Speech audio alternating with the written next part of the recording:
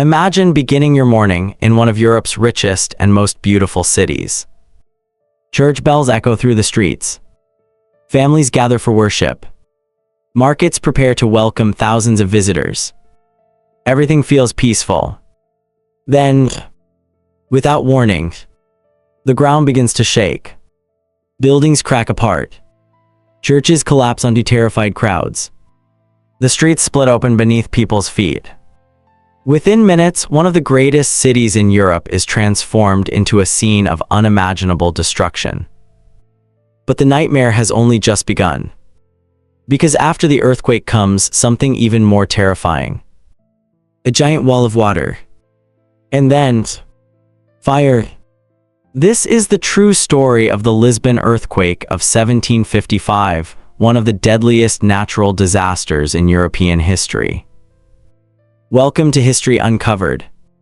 In the middle of the 18th century, Lisbon was one of the most important cities in the world. As the capital of Portugal, it controlled a vast overseas empire stretching across South America, Africa, and Asia.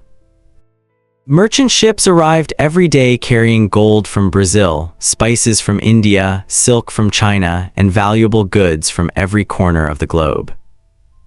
The city's wealth was reflected in its grand palaces, magnificent churches, crowded markets, and busy harbor. To many travelers, Lisbon seemed almost unstoppable. But beneath the city's beauty lay a hidden danger. Far below the Atlantic Ocean, enormous tectonic plates were slowly pushing against one another. The pressure had been building for centuries. No one in Lisbon could see it. No one could stop it. Then came the morning of November 1, 1755. It was All Saints' Day, one of the most important religious holidays in Portugal. Thousands of people filled churches across the city. Candles burned beside wooden decorations. Priests led prayers. Families stood together, completely unaware that their lives were about to change forever. At approximately 9:40 in the morning, the earth suddenly began to move. At first, many people thought it was only a small tremor. Seconds later, the shaking became violent. The streets rolled beneath people's feet. Massive stone buildings swayed from side to side. Church towers collapsed. Homes crumbled into clouds of dust. People screamed as giant blocks of stone crashed into narrow streets. Many churches were packed with worshippers. Heavy roofs and towering walls gave way almost instantly. Thousands of people became trapped beneath the rubble before they even had a chance to escape. The earthquake is now estimated to have reached a magnitude between 8.5 and 9, making it one of the most powerful earthquakes ever recorded in European history. The shaking continued for several terrifying minutes. For survivors, it felt like an eternity. Entire neighborhoods disappeared before their eyes.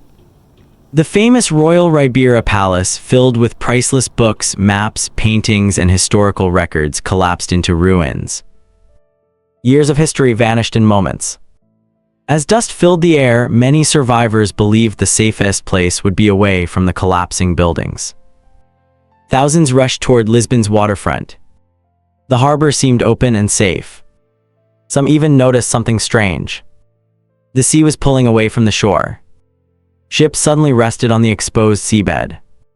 Curious crowds stepped closer to watch the water disappear.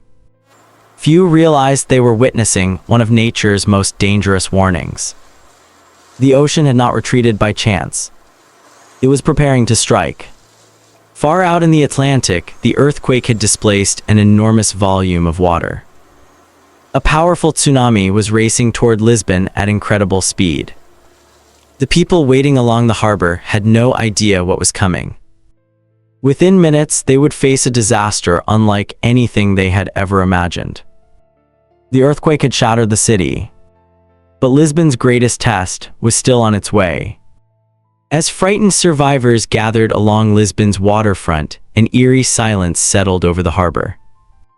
The sea had disappeared far beyond its normal shoreline, exposing the muddy seabed and abandoned ships. Many people walked forward, curious to see what had happened. Some searched for lost belongings. Others simply stood and watched. Then on the horizon, a massive wall of water appeared. Within moments, the tsunami crashed into the city with terrifying force. Towering waves swept through the harbor, destroying ships as if they were toys. People were carried away by the powerful current. Homes, warehouses, and entire streets vanished beneath the rushing water. Those who had escaped the collapsing buildings now found themselves trapped by another deadly disaster. But the nightmare still wasn't over. Across Lisbon, hundreds of candles had been burning inside churches for the All Saints' Day celebrations. When buildings collapsed, many of those flames ignited wooden roofs, furniture, and nearby structures. Soon, fires broke out across the city. Strong winds quickly turned small fires into an unstoppable inferno. For nearly 5 days, flames consumed what the earthquake and tsunami had left behind. Historic churches, libraries, homes, government buildings, and priceless works of art disappeared forever. The once beautiful capital of Portugal had become a city of smoke, ashes, and silence. Historians estimate that between 30,000 and 50,000 people lost their lives, while some estimates are even higher. Thousands more were left homeless. Food became scarce. Clean water was difficult to find. Disease threatened the survivors. Yet even in the middle of unimaginable destruction, Portugal's leaders knew they had to act quickly. The country's chief minister, Sebastião José de Carvalho e Melo, later known as the Marquis of Pombal, took immediate control of the crisis. Instead of abandoning the city, he organized rescue efforts, cleared the streets, provided food and shelter, and began planning one of Europe's first modern disaster recovery programs. According to tradition, when asked what should be done, he replied, "Now we bury the dead and feed the living." Those simple words reflected the determination to rebuild rather than surrender to tragedy. The reconstruction of Lisbon became a remarkable achievement. Entire neighborhoods were redesigned with wider streets and stronger buildings. Engineers even developed new construction techniques to make structures more resistant to earthquakes, an idea that was far ahead of its time. The disaster also changed the way scientists studied earthquakes. Instead of seeing such events only as acts of fate, many scholars began searching for natural explanations. The Lisbon earthquake became one of the first disasters to be investigated using careful observation and recorded evidence. Its impact reached far beyond Portugal. Across Europe, philosophers, scientists, and political leaders debated what the catastrophe meant for humanity, religion, and the power of nature. The earthquake influenced ideas that helped shape the modern world.